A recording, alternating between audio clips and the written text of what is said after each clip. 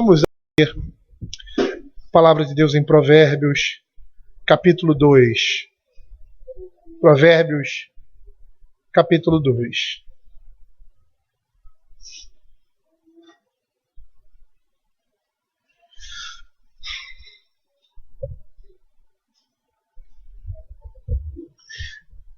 Domingo passado nós paramos no verso 6 e hoje daremos continuidade.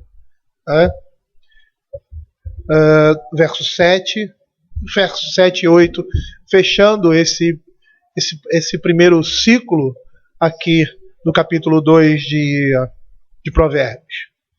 Lembrando aos irmãos que as consequências, os benefícios de se internalizar a palavra de Deus está sendo demonstrado aí através do conhecimento religioso, da fé, no verso 5, temor do Senhor, da reverência, da intimidade com Deus.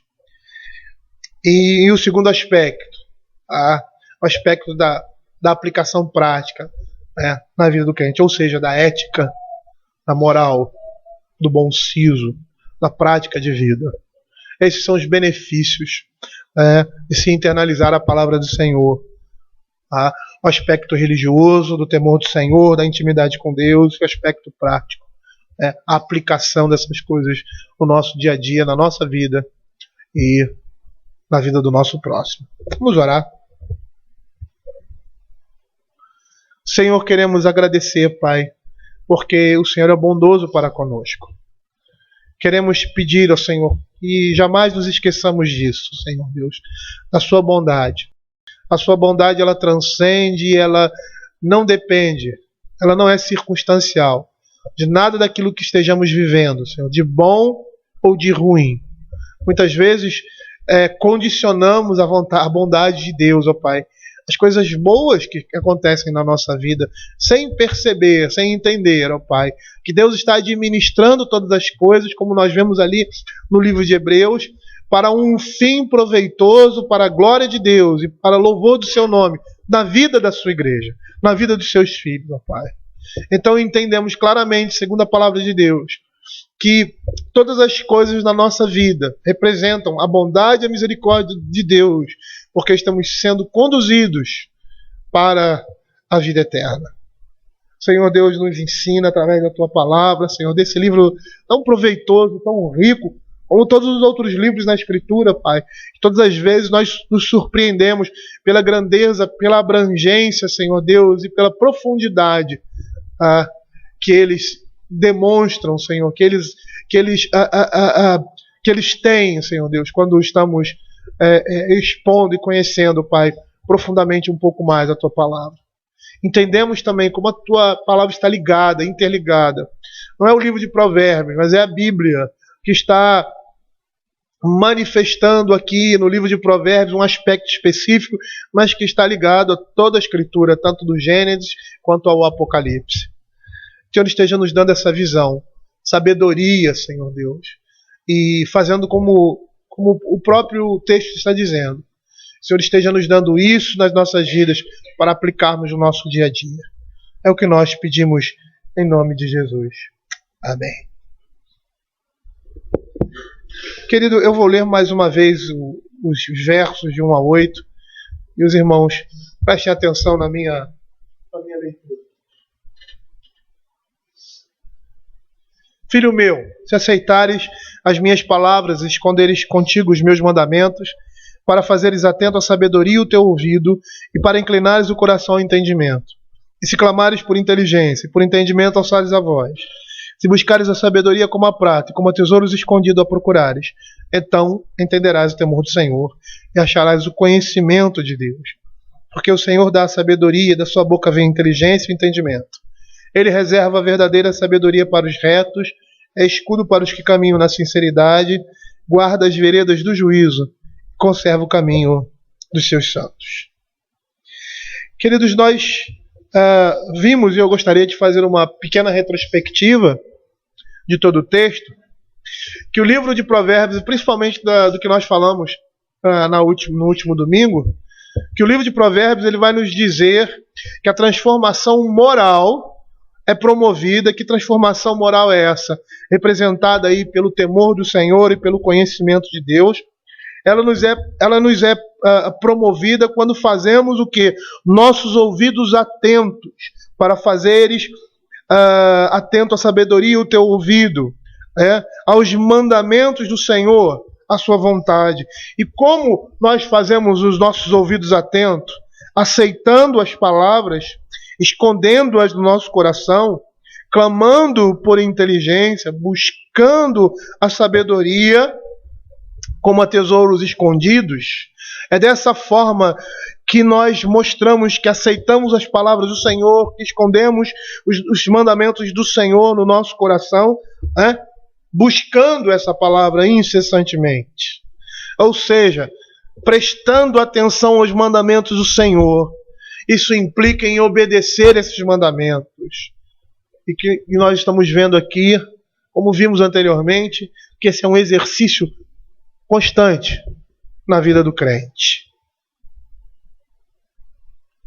O livro de Provérbios, nesse capítulo, ele vai falar sobre uma busca constante por essa sabedoria, mas essa busca como um meio de vida. E aí a gente se lembra do nosso catecismo, que diz que a Bíblia é a nossa regra de fé e prática. E é isso que nós estamos vendo aqui. A regra de fé, o temor do Senhor, o conhecimento de Deus e prática, entender juízo, justiça, equidade e todas as veredas e todas as boas veredas. E temos visto até agora, repetidamente, o Senhor Deus falando que se buscarmos de todo o coração, de todo o nosso entendimento, nós iremos achá-lo. O Senhor não vai se esconder de nós. A consequência de se buscar a Deus de forma fervorosa, verdadeira, é que Ele vai se revelar a nós. Olha que interessante, né? É interessante. Por que é interessante? Porque nem todas as vezes que nós vamos atrás de um determinado conhecimento, nós adquirimos esse conhecimento. Às vezes nós não temos, não é competência, mas vocação para aquilo. Mas com as coisas do reino de Deus é diferente. Todo crente é vocacionado para entender as coisas de Deus. Lá em Deuteronômio capítulo 4, verso 29, a palavra de Deus fala isso claramente. Diz assim: de lá buscarás ao Senhor teu Deus e o acharás quando buscares de todo o teu coração e de toda a tua alma. Nós estamos vendo aqui a palavra de Deus dizendo que o Senhor se deixará achar por nós. Que o Senhor irá ao nosso encontro. Ele está clamando, como diz assim, na praça, a sabedoria está levantando a sua voz. Nós vimos também, queridos, que o temor do Senhor é forjado por corações, em nossos corações, por alguém que reconhece que a palavra de Deus é um tesouro. E esconderes, filho meu, se aceitares as minhas palavras, esconderes contigo os meus pensamentos, os meus mandamentos, entenderás o temor do Senhor. E nós vimos que essa palavra aqui é guardar algo precioso, algo de valor para si. A Escritura nos dizendo que o temor do Senhor será forjado em nossos corações quando estivermos buscando a Deus de todo o nosso coração. Buscando incessantemente conhecer a sua palavra e a sua vontade. E a gente percebe claramente que dessa forma Ele, ou seja, a sua palavra, nos livrará da morte. Nós falamos também anteriormente que esses dois termos aqui no capítulo, no verso 5, temor do Senhor e conhecimento de Deus, podem ser traduzidos como comunhão com Deus ou intimidade com Ele. O temor do Senhor é reverência, honra, respeito. É tudo aquilo voltado para a adoração e para o entendimento de quem é Deus. e o conhecimento de Deus é uma palavra que está relacionada a uma certa intimidade com Deus. Geralmente essa palavra era usada no Velho Testamento e provavelmente seu correlato no Novo Testamento mostrava o relacionamento de um homem com uma mulher, a intimidade, o conhecimento, a comunhão. E como é que essa intimidade ela é demonstrada? Como essa comunhão é demonstrada por nós? Obedecendo a palavra de Deus, obedecendo os mandamentos de Deus. Deuteronômio capítulo 4, verso 10. Não te esqueças do dia em que estive perante o Senhor teu Deus em Horebe, quando o Senhor me disse: reúne este povo e os farei ouvir as minhas palavras, a fim de que aprenda a temer-me todos os dias que na terra viver, e as ensinará aos seus filhos. Olha que interessante, o temor de Deus, a comunhão com Deus, depende exclusivamente de aceitarmos as suas palavras, escondermos conosco os seus mandamentos no nosso coração, clamar por essas coisas, buscar a palavra de Deus como a tesouros escondidos. É isso que Provérbios vai dizer. É essa forma que podemos interpretar Deuteronômio 4 à luz de Provérbios. Há uma relação direta, e nós vimos aqui, entre ouvir e temer, aceitar e obedecer. Obedecer e temer. Há uma relação direta. E outra coisa que nós vimos é que a sabedoria provém do Senhor. É Ele quem dá sabedoria. E nós vamos nos deter nisso agora. Repetindo algumas coisas do verso 6, porque nós já passamos pelo verso 6, então eu quero dar uma resumida e acrescentar algumas coisas. E aí partimos para o verso 7 e 8 e fecharmos essa exposição no dia de hoje. Agora, nós vamos nos deter naquilo que a Escritura está dizendo, de que é o Senhor quem dá a sabedoria. É dele que provém o conhecimento. Porque o Senhor dá a sabedoria e da sua boca vem a inteligência e o entendimento. Fica claro para nós que é o Senhor, Deus, quem concede entendimento. E nesse verso aqui nós temos introduzido a explicação do motivo pelo qual o Filho conhecerá o Senhor. Há uma certeza aí, ou seja, se eu buscar, se eu aceitar, se eu guardar a palavra de Deus no meu coração, como o salmista lá diz no Salmo 119, eu terei como benefício, como conclusão, o temor do Senhor, conhecimento de Deus. Essa aqui está a explicação, mas essa explicação ela vai um pouco mais além do que isso, porque não está dependendo dele, da sua capacidade, dos seus esforços, mas da graça de Deus. Da graça de Deus. E nesse verso nós temos a certeza do motivo por que aquele jovem vai ter o temor do Senhor e o conhecimento de Deus. Os filhos de Deus terão isso. Isso é uma promessa do Senhor. Não sei nem que não acho que não é promessa, é uma certeza. Porque aqui nós temos vinculado essa certeza a um caráter, né? E aí tem um caráter de promessa: fizeres isso, terás isso. Mas isso na realidade é uma consequência natural para nós filhos, de que se buscarmos o Senhor, Ele vai se deixar achar. Se buscarmos de todo o coração, nós vamos encontrar, nós vamos chegar a esse temor, a esse conhecimento de Deus. Por quê? Porque é Ele quem dá isso. Não são os esforços do homem. Os esforços do homem estão incluídos nisso. É como diz o Salmo 127. Verso 1. Se o Senhor não edificar a casa, em vão trabalham os que a edificam. É interessante porque às vezes nós não conseguimos equalizar isso aí, equacionar isso aí. Achamos que é uma matemática exata, mas não é. Por que não é uma matemática exata? Porque depende exclusivamente de Deus. Eu vou buscar ao Senhor, eu vou esconder as suas palavras no meu coração, consequentemente a isso, eu terei temor do Senhor, eu terei intimidade, eu me aproximarei mais do Senhor, eu amarei mais o Senhor, mas isso você tem certeza que vai receber, porque é o Senhor quem dá.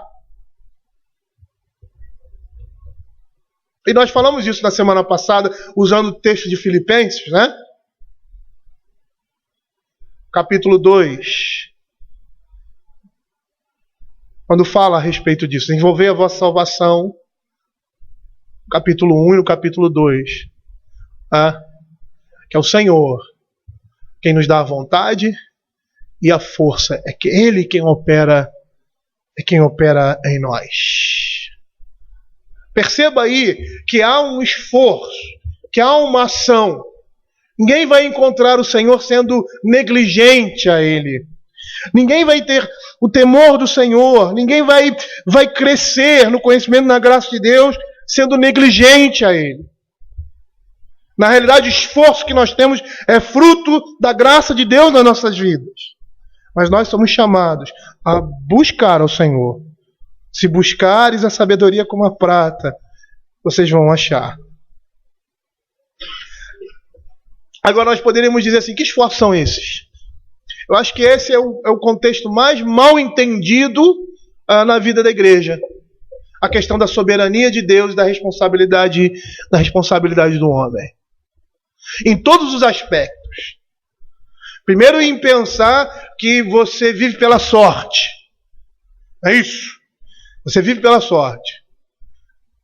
Você faz aquilo que a palavra de Deus não dá certo. É sorte. Não tem os frutos que a palavra de Deus demonstra. E aí atribuímos essa falha à palavra de Deus. Não, todo homem é assim. Isso não acontece. Isso é o ideal, né? Visão platônica. Mas não é o real. Essa é uma visão pecaminosa. Por não entender o que significa isso. Nós somos chamados a buscar. Eu busquei o Senhor, mas eu estou tão distante de Deus. Não sinto esse temor. Eu não tenho essa intimidade com Deus. Isso acontece porque você não é diligente na sua busca. E todas as vezes que nós não somos diligentes nas nossas buscas, acontece isso. Esse é um princípio muito comum no nosso país, né? Nós queremos enriquecer sem trabalhar. E isso se aplica a toda a nossa vida cristã. Queremos conhecer a Deus, ter intimidade com Ele, viver uma vida de santidade, mas não queremos fazer nenhum esforço com relação a isso. Queremos que as coisas caiam do céu. Elas não vão cair. Que esforços são esses que nós estamos falando aqui? Guardar a palavra de Deus no coração e buscá-la. É isso. Se nós abrirmos lá 1 Reis capítulo 11, verso 38, esse texto é interessante porque eu uso ele no contexto do Salmo 127, dizendo assim, se o Senhor não edificar a casa, vão trabalhos que edificam. E a palavra edificar ali, baná, no original, é a ideia inicialmente do trabalho de Deus e secundariamente do trabalho do homem. Ou seja, essas coisas estão juntas. Não é que o trabalho do homem, o trabalho de Deus dependa do homem, está exclusivo, está circunscrito a isso. Não, é o contrário. É o contrário. O Senhor está chamando os crentes a buscarem o Senhor de todo o coração. Ele não está chamando os incrédulos, ou os descrentes, porque esses não têm capacidade para ouvi-lo. Ele está chamando os crentes. Ele está dando essa certeza a nós. Os esforços aqui são guardar a palavra de Deus, buscá-lo intensamente, clamar por essa palavra, pela inteligência, por entendimento, clamar por Deus, como Davi, assim como a corça suspira pelas águas, eu suspiro por ti, medito na lei de dia e de noite. Os nossos esforços estão incluídos nisso. E se você não tem recebido isso, é porque você não tem se esforçado. Não por mérito. Não há mérito aí. O mérito é de Deus. Porque hoje você tem essa capacidade de buscar o Senhor. Mas mostra a sua negligência, a sua falta de vontade de buscar ao Senhor. Olha o que diz 1 Reis, capítulo 11, verso 38, ao rei Jeroboão, né? Se ouvires tudo que eu te ordenar, e andares nos meus caminhos, e fizeres o que é reto perante mim, guardando os meus estatutos e os meus mandamentos, como fez Davi, meu servo, eu serei contigo, e te edificarei uma casa estável, como edifiquei a Davi, e te darei a Israel. O que nós temos aqui, queridos, é preciosidade, a palavra de Deus. A palavra de Deus está dizendo, se nós buscarmos incessantemente, se nós nos voltarmos para o Senhor, para Deus, de todo o nosso coração, Ele vai vir ao nosso encontro.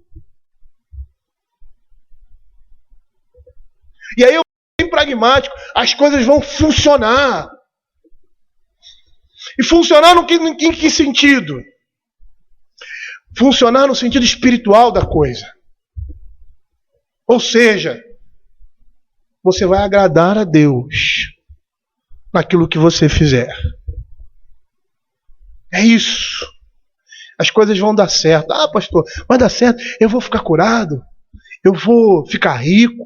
Ou vou ter uma vida financeira boa. Ou vou ter saúde. Meu filho vai ser inteligente, vai ganhar um prêmio. Não, nada disso. Pode ser que isso aconteça. Dependendo também do esforço dele, né? Porque é assim que a coisa funciona. É assim que Deus estabeleceu. Mas entender que ao alcançar essas coisas, nós alcançamos pela graça de Deus.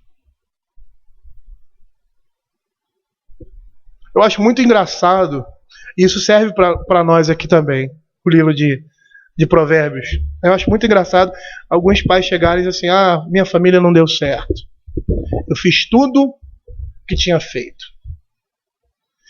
Você é cego se você diz isso. Por mais que nossos filhos, a nossa família, seja de uma certa forma independente de nós, em que sentido? A sua esposa é uma pessoa individual e vai responder diante de Deus. Seus filhos, na idade da razão, depois da idade da razão, são individuais e vão responder diante de Deus. Mas o sucesso familiar é responsabilidade sua. E às vezes nós não queremos dizer, porque 1, 2 deu certo e 1 não deu certo, que nós erramos. Nós erramos.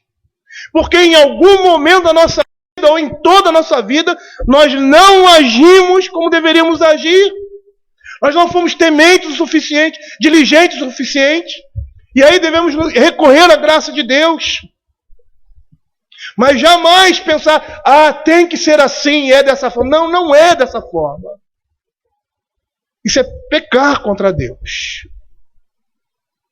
Porque nós não queremos reconhecer, seja quem for, pastor, presbítero, que erramos, que fomos falhos em alguns aspectos e até cegos para algumas coisas na nossa vida e na vida da nossa família. Aí queremos jogar a responsabilidade diante de Deus. Ou dizemos que as coisas são assim.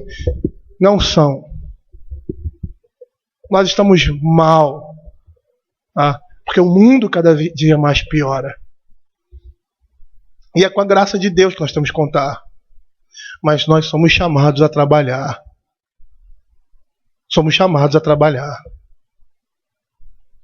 Se falhamos, nós devemos recorrer ao nosso Pai e pedir a sua misericórdia para as nossas vidas. Quando a Bíblia fala em perfeição, ela está falando em maturidade. Ninguém é perfeito e impecável. Mas sabe como você vê a perfeição na vida do crente? Quando ele erra, também. Eu acho tão engraçado isso. O homem vive uma vida de pecado, o cara vive na lama, aí se converte ao Senhor. Cara, poder de Deus. Aí você tem um crente, um cara temente a Deus, ou um crente fraco, um crente. Aí o cara peca, a pessoa peca. E aí nós jogamos ele no lixo. Estamos dizendo assim, o amor de Deus para o inimigo é maior do que para o filho. Olha que interessante isso. Que coisa ridícula. Quer dizer que o filho, que é amado, se lameia no pecado, busca o perdão de Deus e a gente diz o que? Ah, não, isso não vale nada, isso não presta. Não tem valor. Não é assim, queridos. O Deus que buscou o inimigo e amou o inimigo quando nós éramos, Ele ama muito mais o filho. E se é filho, Ele vai restaurar. E se é filho, aquilo vai servir como disciplina para a glória e honra do nome do Senhor. É por isso que jamais vamos poder dizer: não, eu fiz tudo certo. Pode até parecer aos seus olhos que você fez tudo certo, mas em algum lugar você errou. Por que eu estou tocando nesse assunto? Já que eu estou falando sobre o Salmo 121, e ali eu acho que o contexto é de família, e aqui você tem esse aspecto também de um pai que orienta o seu filho, instruindo no caminho do Senhor. Às vezes nós pensamos que a disciplina na vida dos nossos filhos e criar os nossos filhos na disciplina e da demonstração do Senhor vai livrá-los de pecar. Nós estamos redondamente enganados. Nossos filhos vão pecar. E muitas vezes vão pecar feio. A disciplina vai servir para quê? Para colocá-los no caminho. Para mostrar que eles são filhos de verdade. Para gerar humildade e arrependimento, humilhação diante do Senhor. E perfeição no sentido de maturidade. Porque você vai se tornando maduro, você vai deixando aquelas coisas de criança. E vai começando a se tornar homem. A vida cristã é assim. Pecados anteriormente que eram coisas tão problemáticas na nossa vida, hoje em dia não são mais, porque nós amadurecemos. E a vida cristã dá isso. O que eu quero ressaltar aqui é que o esforço é colocado nesse aspecto. Ninguém vai chegar ao temor do Senhor, nem ao conhecimento de Deus, sendo negligente, não dando valor, não considerando a palavra de Deus como tesouro, mas como uma coisa qualquer. Não vai. Não vai. Nós precisamos crescer. E entender que se nós estamos crescendo, se nós estamos tendo sucesso, se nós estamos prevalecendo nesse mundo, é pela graça de Deus. São nossos esforços, nós estamos buscando o Senhor, nós estamos fazendo a coisa certa, ensinando os nossos filhos, sendo bons pais, bons esposos, bons profissionais, tementes a Deus. Ótimo! Você deve ser assim, deve buscar isso. Mas deve lembrar que isso é fruto da graça de Deus na vida de vocês. Como o texto que eu falei de Filipenses capítulo 2. Porque é Deus quem efetua em vós, tanto querer como realizar, segundo a sua boa vontade. É a graça de Deus que vai gerar isso em nós. Como também o resultado disso provém da graça de Deus. É o desejo pela sabedoria divina como meio de vida. Lembram disso? Nós falamos na semana passada. Não é o conhecimento pelo conhecimento em si, mas como meio de vida.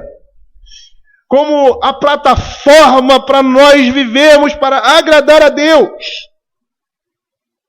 E nós vimos também que a graça comum ela concede sabedoria aos homens, no âmbito aqui natural, no âmbito secular. Sabedoria que representa uma capacidade técnica ou moral geral que nós vimos. Como lá em Êxodo capítulo 31, versos 3 a 5, que o Senhor diz que encheu aqueles homens de espírito de habilidade, de inteligência e de conhecimento em todo artifício para desenhar e elaborar pedras de engaste, de bronze para o templo, para o tabernáculo, melhor dizendo. Mas o texto aqui está falando de um conhecimento e um entendimento religioso e ético, ou seja, de um conhecimento especial que o Senhor dá ao seu povo.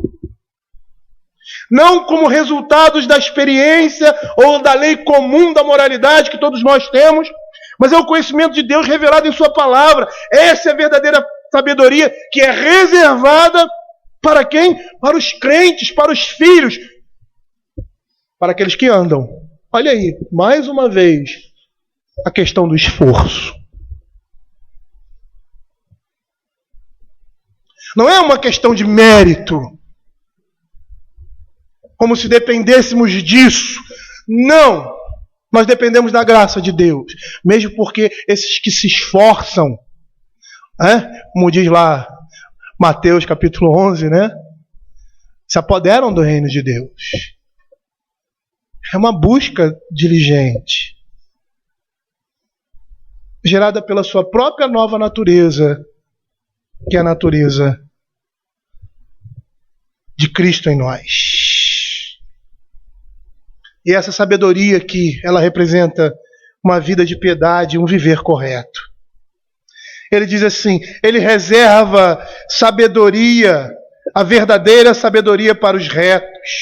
Ou seja, esse conhecimento religioso, essa sabedoria, vai proteger o filho, é escudo para os que caminham na sinceridade da apostasia e da morte, do homem e da mulher perversa. Olha o verso 22. Mas os perversos serão eliminados da terra e os aleivosos serão dela desarraigados. No verso 15 ele diz assim, para te livrar, verso 16, para te livrar da mulher adúltera, verso 12, para te livrar do caminho do mal. O que é para livrar do caminho do mal da mulher adulta? O conhecimento de Deus, a sabedoria de Deus, o temor do Senhor. A Bíblia está dizendo que a proteção de Deus é uma recompensa que faz parte, ou seja, constitui a essência desse conhecimento que Deus está nos dando. Ela faz parte disso. Ao conhecermos ao Senhor, ao buscarmos a sua palavra, ao guardarmos ela no nosso coração, estamos protegidos por Deus de todas essas coisas aqui do mundo que se levantam contra nós. E aqui no texto, duas delas que ele nos apontam, a companhia de homens maus e a companhia da mulher adúltera. A palavra de Deus vai nos livrar, vai nos proteger dessas coisas.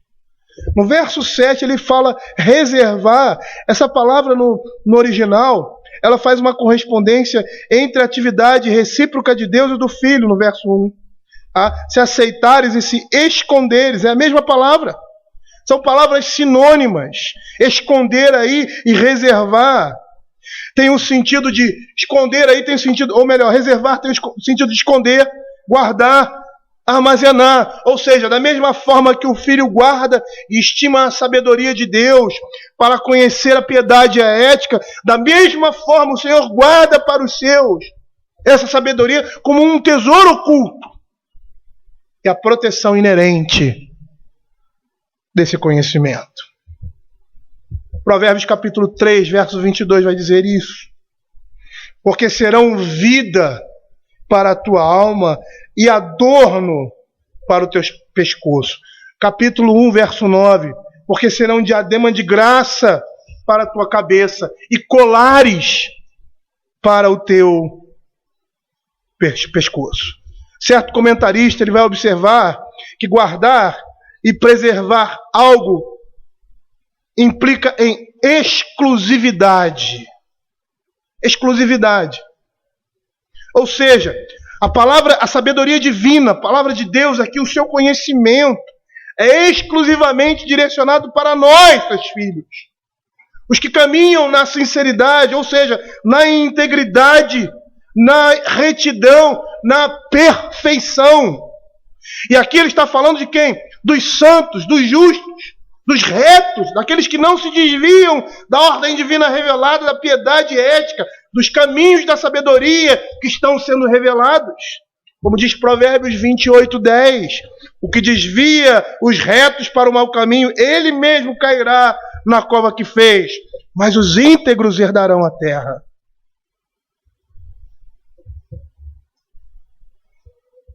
É o Senhor quem separa como benefício singular para os seus escolhidos a virtude do bom senso, ou seja, do sucesso.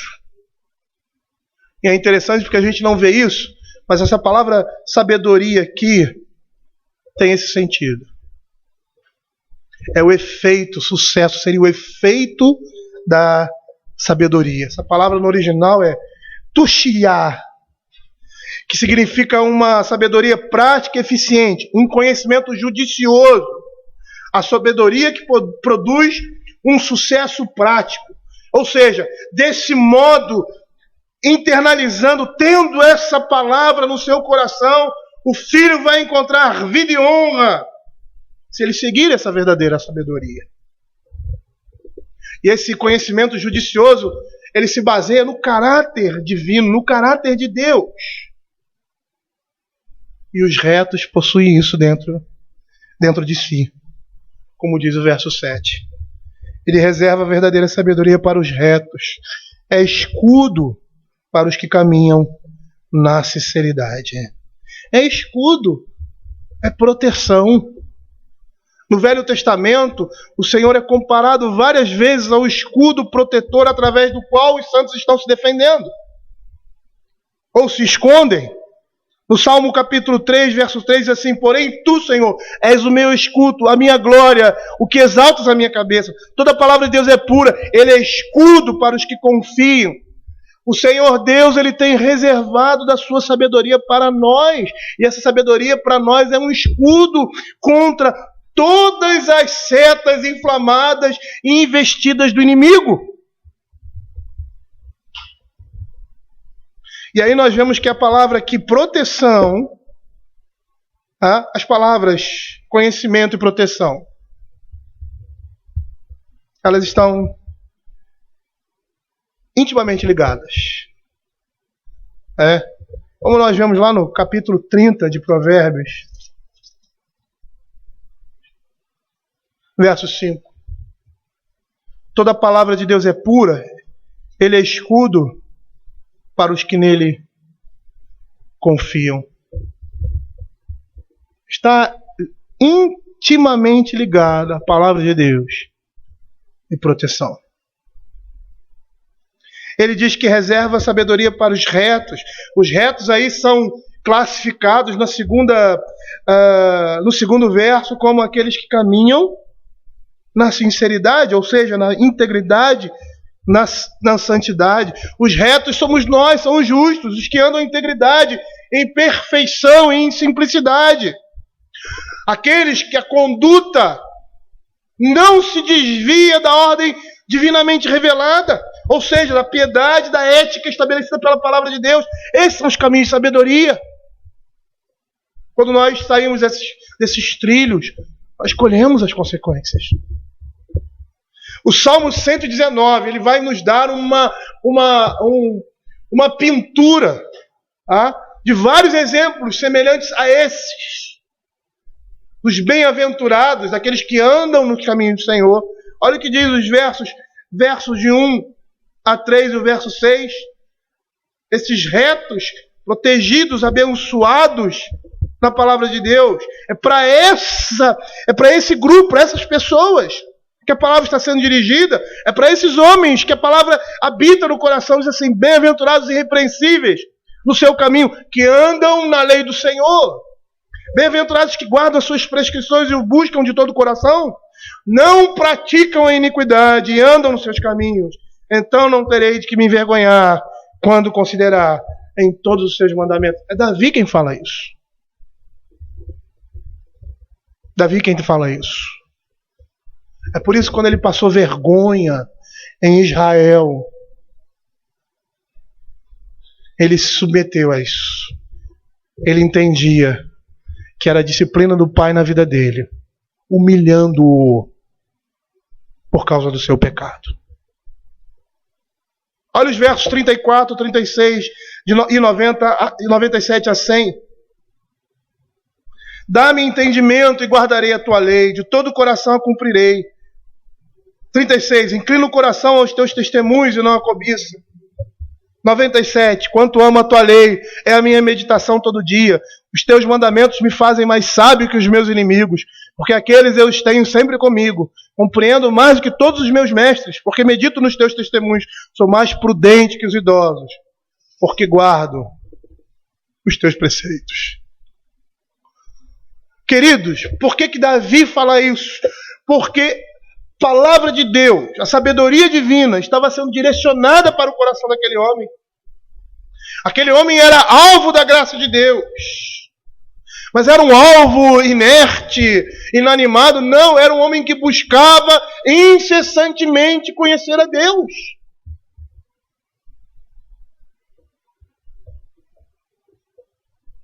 E os seus esforços foram recompensados por quê? Porque ele era filho. Por que Esaú foi rejeitado? E a Escritura diz que ele foi com lágrimas. Porque não havia amor a Deus. Não havia sinceridade de coração. E nós podemos explicar por um outro aspecto também, né? Que um é consequente do outro. Ele não era filho. Não tem como fugir dessas coisas. Nós sempre vamos barrar no poder de Deus, na soberania de Deus. Mas não é um determinismo. É uma soberania onde nós temos liberdade e escolha. E que liberdade de escolha é essa? É um livre-arbítrio. Não esse que a gente vê aí, né? Falado pelos armenianos. O homem tem liberdade de escolha. Essa liberdade de escolha está circunscrita à sua condição. Mais uma vez a gente vai voltar. Nós não podemos descartar isso. Os homens vão para o inferno porque eles desejam ir para o inferno.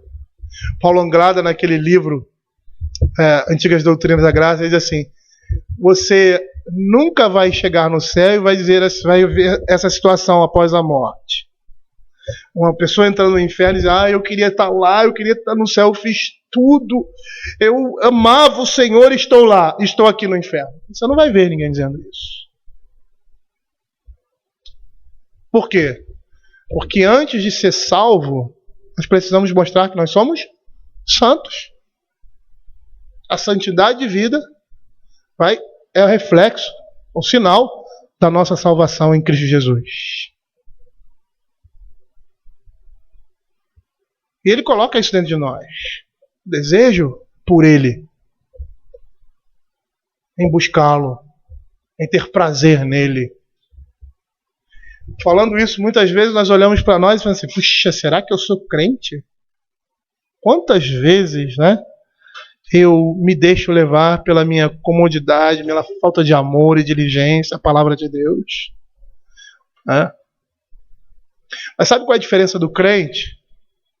O crente, ele tem na oração um instrumento mais forte do que qualquer outro. Porque quando ele sente isso, ele se ajoelha diante do Senhor e pede: Senhor, me dá amor pela tua palavra. E sabe por que acontece isso? Porque ainda nós temos uma natureza pecaminosa. Nós somos chamados para mortificar a carne. E é isso que esse jovem é chamado a fazer. Mortificar os seus desejos e fazer a vontade de Deus. No capítulo 1 nós vimos lá o pai clamando, a sabedoria gritando e os homens do outro lado chamando também. Convidando ele para viver uma vida de impiedade. Ele ia ter que escolher. E o pai está dizendo para ele: escolha esse caminho e não o outro. Esse leva à destruição. Esse leva à salvação, à vida eterna. Nós somos chamados nesse mundo a lutar pela nossa fé, não para garanti-la, porque ela já foi nos dada, mas para avançar cada dia mais e mais, para conquistá-la cada dia mais e mais. O reino dos céus é tomado por esforço, e aqueles que se esforçam se apoderam dele. Ou o reino dos céus é ganho por aqueles vigorosos, aqueles homens que buscam incessantemente ao Senhor. O verso 8 é a continuação disso. Guarda as veredas do juízo e conserva o caminho dos seus santos. Ele reserva, ele é escudo, ele guarda. Mais uma vez o verso está reafirmando isso. Esse vocábulo aqui no original dá a ideia de proteção, de defender de alguma coisa, de um prejuízo ou de uma destruição. Essas palavras aí estão em paralelo. Guardar e conservar tem o mesmo sentido. Olha a repetição. A palavra de Deus mostrando que esse conhecimento nos é dado, nos é garantido. O temor do Senhor, a intimidade com Deus, a comunhão com Deus, nos é garantida porque somos filhos. Não depende do nosso esforço, depende da graça de Deus, é por isso que nós temos. Mas o nosso esforço está incluído, porque aqueles que são negligentes, aqueles que são preguiçosos, eles não alcançam. Eles se perdem no meio do caminho. Lembram daquele livro, O Peregrino? Quando ele chega num lugar de tranquilidade, e ele tem o seu diploma para entrar e para mostrar na Cidade Santa, mas ele dorme demais. E esquece aquilo lá. E John Bunyan diz que ele se acomodou demais e esqueceu de levantar e continuar a sua jornada. E aí o que aconteceu? Ele lá na frente percebeu que ele precisava voltar para pegar aquele diploma, que era o cartão de entrada para o reino, e ele teve que voltar àquela caminhada. Ele diz que aquela caminhada foi uma caminhada de retorno duplamente difícil. Ele teve que fazer toda aquela jornada 2 vezes. Queridos, o pentecostalismo nos deu uma visão errada da nossa responsabilidade e vida cristã. Nós precisamos batalhar, é isso que a palavra de Deus diz, batalhar diligentemente pela fé. E o que é isso? O que significa batalhar diligentemente pela fé? A gente está cheio de expressões bíblicas, às vezes espiritualizadas demais. É lutar no nosso dia a dia. Paulo vai dizer isso. Maridos amando as esposas, as mulheres sendo submissas a seus maridos, os homens não mentindo, não usando palavra torpe, não buscando a impureza. É isso que é lutar pela fé.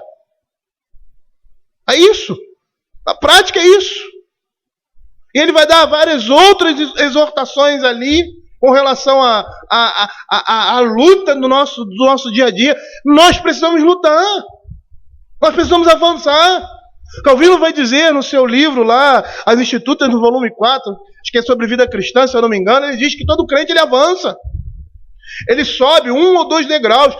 Uns sobem 2, 3, outros sobem 1 só. Mas todo crente avança. Não existe crente que retrocede. A carta do livro de Hebreus vai dizer isso.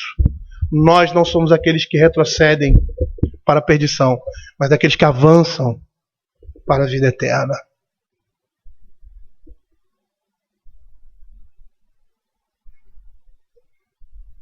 Ele diz que ele guarda as veredas do juízo. E essas veredas do juízo são o caminho dos seus santos, né? É um paralelo aí explicativo, muito claro para nós. E essa linguagem é semelhante à linguagem do Salmo 23. Abra aí o Salmo 23, no verso 3. Ali nós temos um pastor conduzindo as suas ovelhas. A imagem aí da condução de Deus na nossa vida. É a imagem de um pastor que conduz as suas ovelhas, não é assim que a Escritura nos diz? Aí ele diz assim: refrigera a minha alma, guia-me pelas veredas da justiça. Veredas da justiça, aqui ó, veredas do juízo, a mesma coisa. Ele me faz repousar em pastos verdejantes. Leva-me para águas de descanso, refrigera a minha alma. Ou seja, o que nós estamos vendo aí? É o Senhor conduzindo a nossa vida por caminhos retos. É o Senhor, na prática, não deixando os crentes na ignorância de um evangelho falido e mentiroso. É Ele conduzindo esses crentes à verdade. Ou através da pregação de uma boa igreja, ou através de bons livros. Da Revista dos Puritanos, por exemplo. E eu estou falando isso até de uma forma engraçada, porque muitos vieram conhecer o verdadeiro evangelho. Como o pastor Elionai, por exemplo, que achou a revista no lixo. A jogada lá entre as coisas de um cara que, sei lá, um ambulante lá que consertava as coisas lá. E aí ele pegou aquela revista, o que é isso aqui? E começou a ler. E foi despertado ali. Eu me lembro ele dizendo: olha, se isso aqui é verdade, eu estou no completo abismo. Ele era pastor de uma igreja pentecostal. É o Senhor quem vai conduzir. É o Senhor quem vai conduzir o seu povo, como no deserto, alimentando, cuidando para chegar o quê? Para chegar na terra prometida. É Ele que está nos guardando nesse mundo para andarmos nos seus caminhos. É Ele que está guardando o caminho de justiça. É Ele que está nos protegendo, protegendo aqueles que a palavra de Deus diz são leais. Essa ideia aqui de retos que caminham na sinceridade, aqueles que são leais, o Senhor está protegendo a vida e o interesse dos santos, das lanças dos perversos. Como nós vemos aqui no mesmo capítulo 12 a 15, para te livrar do caminho do mal e do homem que diz coisas perversas. E também das setas das mulheres estranhas, para te livrar da mulher adúltera, da estrangeira, que lisonjeia com palavras. Não é só para isso, é sobre muitas coisas, mas aqui Provérbios está se detendo nesses dois aspectos. A palavra de Deus, aqui para aquele jovem, livrando-o, protegendo-o das más companhias, dos conselhos maus, dos caminhos dos homens maus e do envolvimento com mulheres adúlteras, estranhas. Mas nós precisamos entender, dentro desse contexto, que o Senhor protege à medida que eles andam pelas veredas da justiça. Precisamos entender isso. Provérbios 1, verso 3, ele vai dizer assim: os provérbios são para aprender a sabedoria e o ensino, para entender as palavras de inteligência, para obter o ensino do bom, proceder à justiça, o juízo e a equidade. Não pense que você vai andar em caminhos tortuosos e o Senhor vai protegê-lo do mal. E que mal é esse? Da doença? Não é nada disso. A gente tem que tirar esse conceito medíocre da cabeça. Pensar que doença, perda de emprego ou qualquer outra coisa, circunstância ruim que acontece na nossa vida é a maldição de Deus. Nós, crentes, não deveríamos... Sabe como é que nós deveríamos tratar essas coisas? Como coisas normais. Não deveríamos ficar espantados e amortecidos quando essas coisas nos tocam. É lógico que nós vamos sentir a doença, nós vamos sentir os problemas que nós temos no nosso dia a dia, mas jamais conectar isso a Deus como se nós estivéssemos, como se a maldição de Deus estivesse sobre nós. Essas coisas não deveriam nem passar pela nossa cabeça, por mais que muitas vezes seja verdade, mas só vai ser verdade quando nós não tivermos esse entendimento de que achar que tudo que acontece de ruim é maldição de Deus. Só aí nós tirarmos isso da nossa cabeça, essa ideia errada, é que nós vamos perceber que quando uma coisa dessa acontece, nós vamos sentir que realmente é a mão de Deus pesando sobre mim.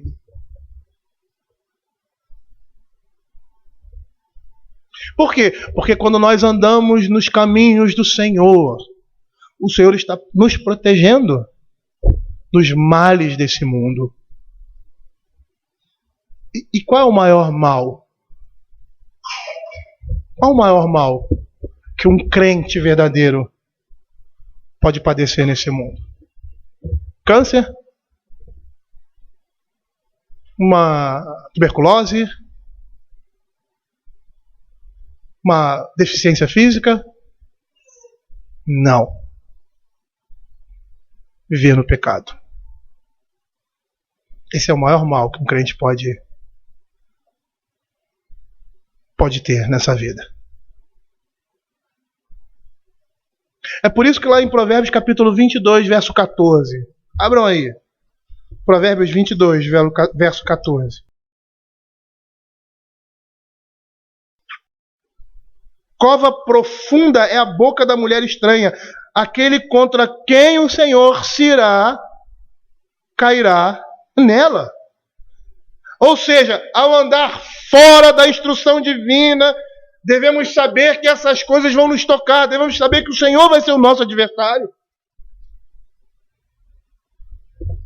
E aqui ele está ligando o pecado do adultério, ou seja, permitir aquele jovem se permitir deixar influenciar-se pela sensualidade, se envolver com uma mulher estranha, como o juízo, a ira de Deus.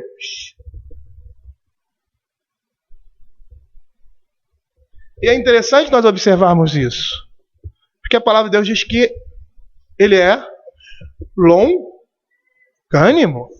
Sabe o que significa longanimidade?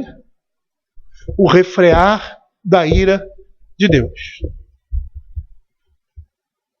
Se Deus exerce a sua ira nos lançando no pecado, como juízo, como nós vemos lá em Romanos capítulo 1, por causa disso Deus os entregou às suas paixões infames. Por causa do quê? A rejeição a Deus mostra que esse homem não estava andando no caminho do Senhor.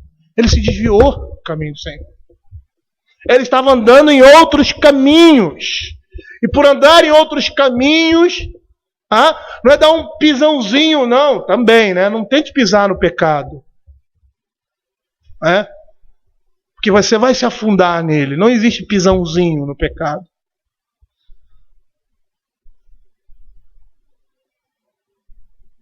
Quando isso acontece é porque nós estamos andando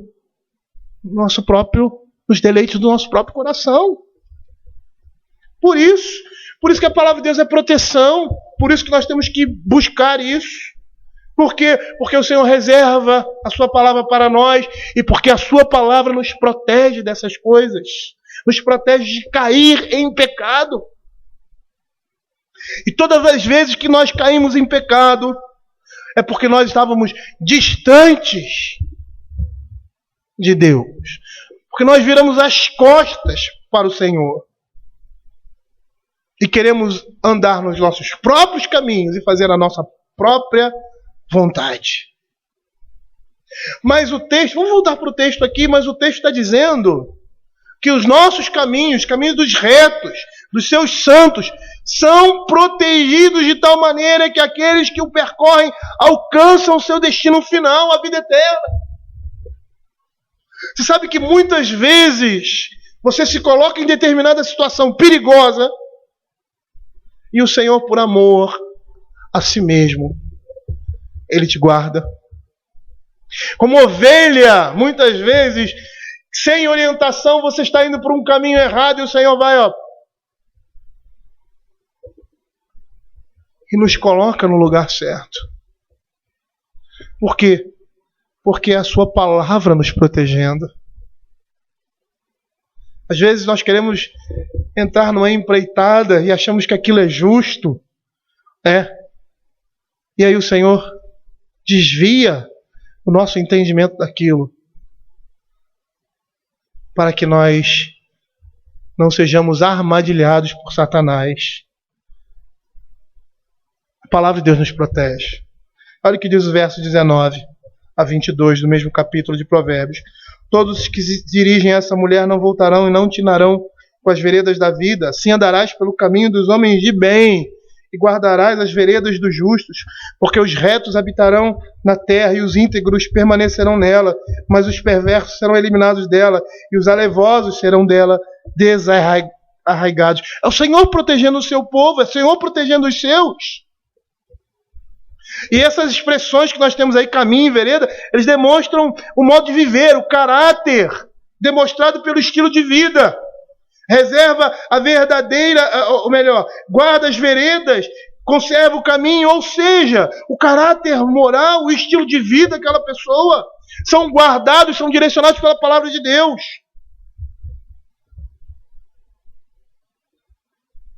Não há vários caminhos, há 2 caminhos só. O ser sábio ou insensato, o bem e o mal, o reto e o perverso. Um é o caminho de vida, o outro é o caminho de morte. É o que diz lá Provérbios capítulo 1, verso 15. Não te ponhas a caminho com eles, com os homens perversos. O caminho da vida é singular, enquanto o caminho da morte, por mais que seja um só, é plural. Lá em Provérbios capítulo 7, verso 27, diz assim: a sua casa é caminho para a sepultura e desce para as câmaras da morte, caminho da mulher adúltera. 14, 12, há caminho que ao homem parece direito, mas ao cabo dá em caminhos de morte.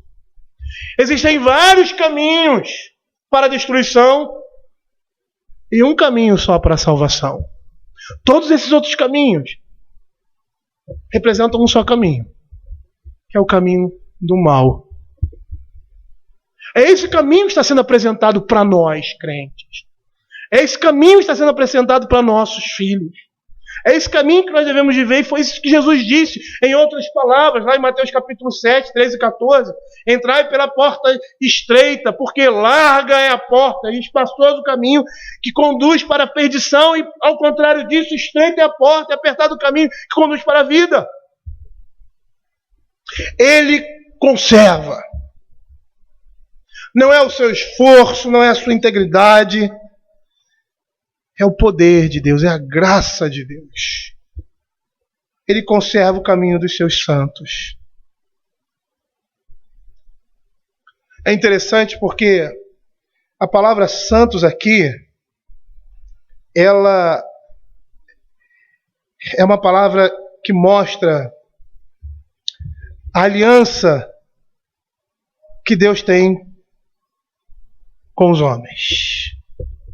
Aqueles que são leais a essa aliança, que praticam amor sincero a Ele e aos outros.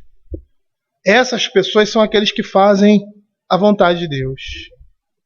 Da mesma maneira que eles guardam os ensinos e as palavras de Deus, Deus os guarda por meio dos ensinos e instrução e os protege da destruição.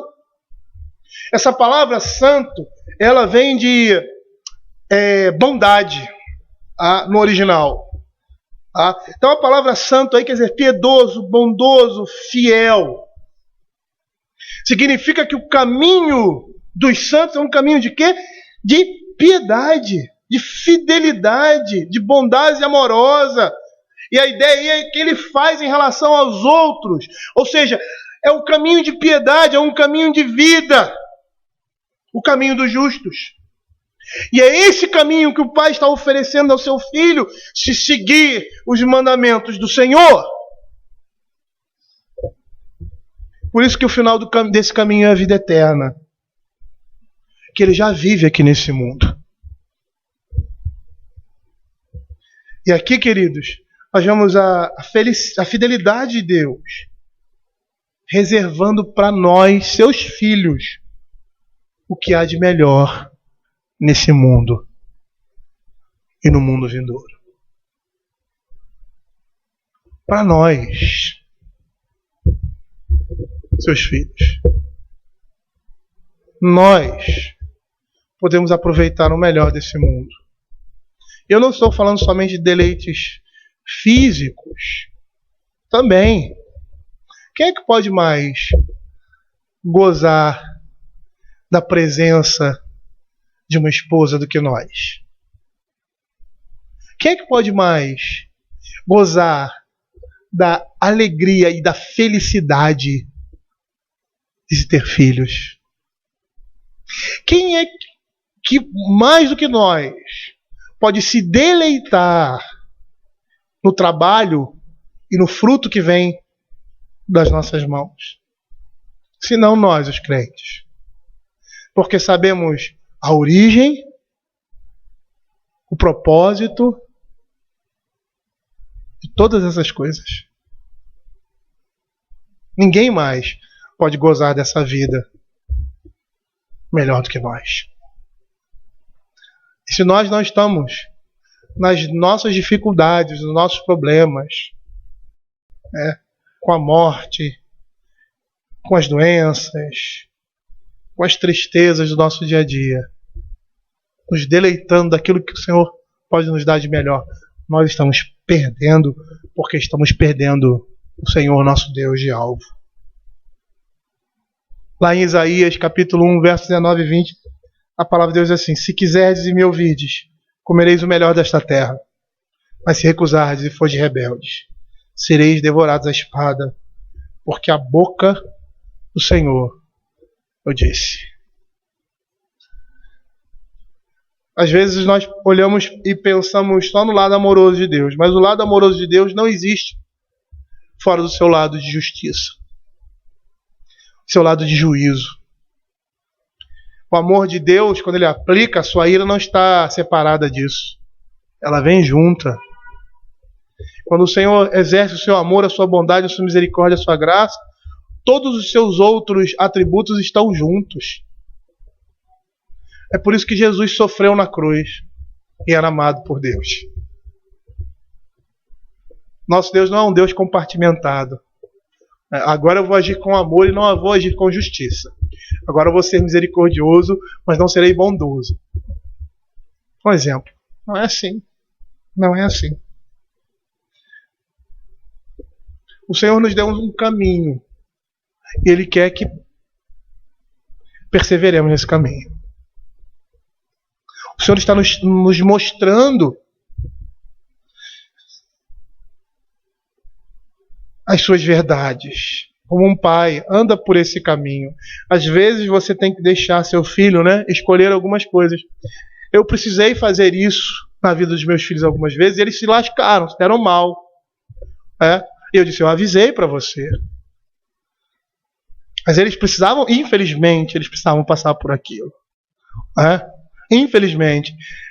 E eu deveria deixar, eu não poderia proibir. Até poderia proibir. Mas eu achei melhor não. Eles já estavam numa certa idade de escolher algumas coisas. E eu, na minha sensibilidade, acho que vou deixar essas coisas seguirem o seu rumo. Eu avisei para você. E aí, ele se arrependeu depois. Pai, o senhor tinha razão. Eu disse para você. Eu podia ter proibido. Você não vai fazer isso. Vai fazer assim. Mas eu escolhi não fazer isso. Ele aprendeu. Com certeza, aprendeu mais do que se eu tivesse obrigado ele a fazer aquilo que eu estava dizendo. E eu teria toda a autoridade para isso. Não estaria sendo injusto. Nós precisamos entender que com Deus não é diferente. Ele está todo o tempo falando na sua palavra. E quando nós andamos nesse caminho, nós precisamos de um puxão de orelha. Não tem jeito, é consequência natural. É a consequência natural dos nossos erros. Mas isso na nossa vida nos vai voltar para o caminho correto, para o caminho de justiça. Enquanto que nos ímpios, eles apanham, porque é o justo juízo dos seus pecados, seus erros,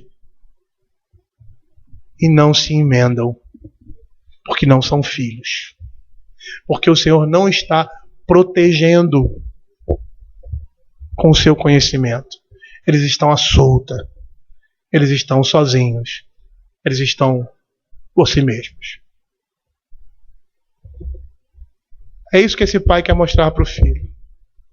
Para que ele não esteja só, para que ele não esteja por si mesmo, mas que ele esteja na dependência de Deus. É isso que todos nós precisamos saber. E nós não podemos negociar com a palavra de Deus. Com Deus não se negocia. Com a sabedoria divina não se negocia. Somos nós, quando negociamos com essa sabedoria, que perdemos e que saímos completamente feridos. Vamos orar. Senhor, queremos, ó Pai, te agradecer pela Tua palavra. Queremos pedir que o Senhor esteja nos dando da Tua sabedoria, Senhor. Essas palavras são palavras, ó Senhor Deus, de amor, palavras, ó Senhor, que vão nos direcionar a viver uma vida conforme a Tua vontade. E que essas sejam advertências para nós também, Senhor. Sermos avisados, ó Pai. Não podemos brincar com o pecado, Pai. Não podemos, ó Senhor Deus, negociar com o mal um minuto sequer em nossas vidas. Tem misericórdia de nós, ó Pai. Protege-nos da Sua palavra, nos dá conhecimento dela. Faça com que esse conhecimento seja guardado no nosso coração para fazer parte da nossa vida. E que possamos viver assim, Pai. Conforme a Tua vontade, Pai. Caminhando cada dia mais e mais para perto do porvir. Fica conosco. É o que nós pedimos. Em nome de Jesus. Amém.